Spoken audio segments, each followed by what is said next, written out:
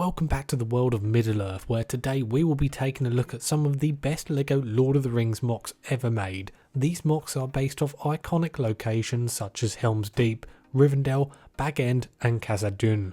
If you love LEGO Lord of the Rings content, then be sure to subscribe to the channel, as that is absolutely one of my passions and main features of the channel. Okay, so let's dive into it. Here we have the epic Helm's Deep Moc, which was made by Timothy Shortell and only took him 2 months to make, which is crazy. This Moc featured at BritCon 2016, and this is a pretty decent size, filled with lots of orcs ready to attack and also elves and Rohan soldiers ready to stand their ground. I love the building techniques used to make the long deepened wall. There's lots of smooth pieces to give that wall that rich texture and really make it almost movie like. The interesting thing with this Moc is that Timothy was actually running on a bit of a tight schedule and thus had to compromise in a lot of areas when it came to the pieces that he was planning on using, but due to the time constraints he had to improvise in some areas of the build. But if I wouldn't have said that, you probably wouldn't have even noticed. This Moc looks great and is well deserving of a place in this video. Next up we have Rivendell, and this was made by Ben Pitchford and was showcased at Brickworld Chicago 2015.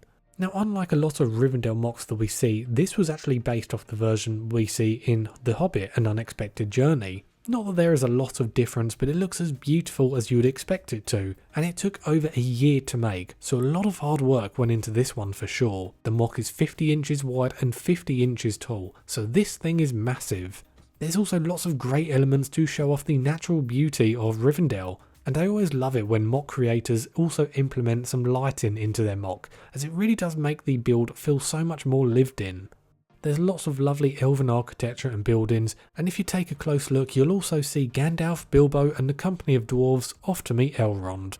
Next up we have Balin's tomb, which featured at Brickfair New England 2016, and this was created by Paul Rizzi. This is based off the scene where the Fellowship come across Balin's tomb, where they learn the terrible fate of the dwarves and the last stand that they made but was ultimately in vain. There's lots of great detail in this Moc, such as the well in which Pippin ends up knocking off a bucket and a dwarf's corpse, and then it ends up alerting the Moria orcs to the whereabouts of the Fellowship. The scale of the Moc is also quite noticeable. It's one of the larger Balin tomb Mocs I've ever seen, and it gives the real sense of just how grand the underground city of the dwarves can be. That is when it's not crawling with orcs and balrogs.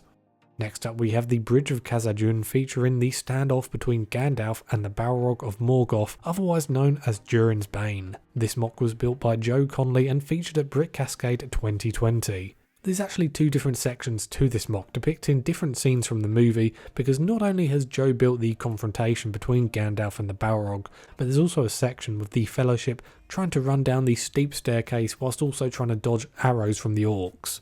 The Moc as a whole looks rather clean because Joe used a lot of smooth tile pieces, so there's very few studs on show here, which I really do like. I also have to mention just how epic that Balrog looks. I mean, it's pretty big and really does give you the sense that this is truly a monster of shadow and flame. Next up we're going to take a look at Aaron Shanahan's recreation of Bag End, and boy does this look amazing.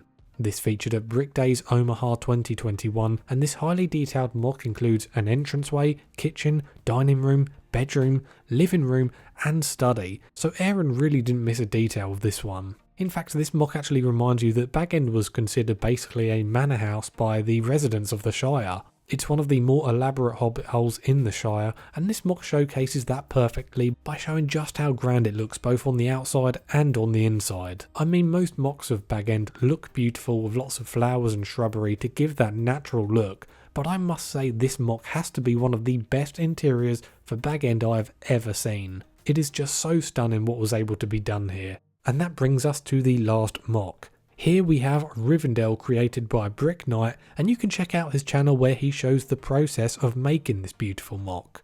Rivendell is by far one of the most aesthetically pleasing locations in Middle-earth, and this Moc does such a great job at mirroring that. You can tell he took a lot of inspiration from the LEGO Icons Rivendell set, apart from this version is on steroids. The gazebo looks great, as well as the autumn leaf trees, and there's even the same pattern used for the roof tiles, just like in the Rivendell set, apart from there's probably like 5 times the amount in this Moc. Like I said, if you love the LEGO Icons Rivendell set, then seeing this Moc expand so greatly on that epic LEGO set is just amazing. It absolutely has to go down as one of the best LEGO Lord of the Rings Mocs ever made.